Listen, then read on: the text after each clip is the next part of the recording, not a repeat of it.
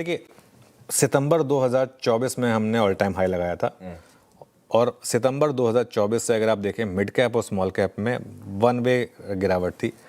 Nifty के बजाय अगर आप मिड कैप का या स्मॉल कैप का दिखाएंगे तो ज़्यादा अच्छा रहेगा। और मुझे एक स्मॉल कैप का एक 2 साल का चार्ट दिखा दीजिए, स्मॉल कैप इंडेक्स का 2 साल का चार्ट दिखा दीजिए।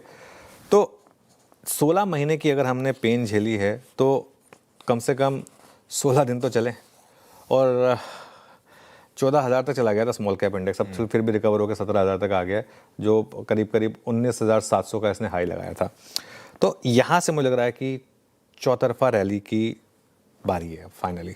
4:1 के एडवांस डिक्लाइन में भी, लेकिन मैं एक चीज़ बहुत क्लियर कर रहा हूँ, कल के 4:1 के एडवांस डिक्लाइन में भी अगर आपका शेयर नहीं चला, अगर आप उस 1 वाले में वो 4 वाले में नहीं है, तो दिक्कत मार्केट की नहीं है, दिक्कत आपकी है। फिर तो बाजार ख़राब नहीं है, फिर आपका पोर्टफोलियो ख़राब है।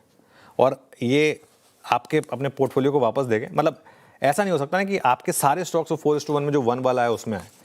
अगर आपके पोर्टफोलियो में कल 4 चले 1 नहीं चला तो ठीक है, मार्केट है जैसा वैसा ही आपका पोर्टफोलियो। लेकिन आपके पोर्टफोलियो में कल 1 चला 4 नहीं चले तो फिर बड़ी दिक्कत है फिर आपके पोर्टफोलियो में। और फिर आपको अपना पोर्टफोलियो रिविजिट करना होगा और इस रैली को फ्रेश तरीके से अप्रोच करना होगा। भले ही चाहें तो अपना एग्जिस्टिंग पोर्टफोलियो जीरो करके इस रैली को नई तरीके से देखें, उसमें भी कोई दिक्कत नहीं है। निफ्टी और निफ्टी जूनियर, इसमें हर ETF, हर गिरावट पर ETF करें। हर 200 पॉइंट की गिरावट जिस दिन मिले उसमें आप ETF ऐड करें। SBI जैसे शेयर्स में डेली या वीकली SIP करें, चुन लें, या तो डेली करें, एक शेयर रोज़ लेना है, हर हफ्ते में एक शेयर लेना है, कैसे भी करना है वो आपकी कैपिटल के हिसाब से। कल हमने SCI की बात की थी, शिपिंग कॉर्पोरेशन ऑफ इंडिया 10% ऊपर खुला, 20% ऊपर बंद हुआ। ये एक और एग्जांपल है कि मार्केट में अगर अच्छे नंबर्स हैं तो मार्केट रिवॉर्ड ज़बरदस्त कर रहा है। SBI भी कल 4% ऊपर खुला और 8% ऊपर बंद हुआ।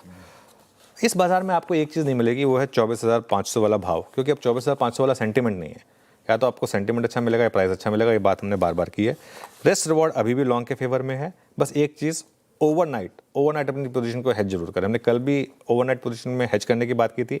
भले ही वो हेज वाला पुट जो है आपका वो जीरो हो जाए, लेकिन कम से कम वो आपको सिग्मा इवेंट से बचा लेगा। मान लीजिए ओवरनाइट कुछ बड़ी डेवलपमेंट हो जाए, अगले दिन निफ्टी किसी कारण से 300 पॉइंट नीचे खुल जाए, उससे आपको ये हेज बचा लेगा, क्योंकि ग्लोबल मार्केट अभी भी काफ़ी वोलेटाइल है।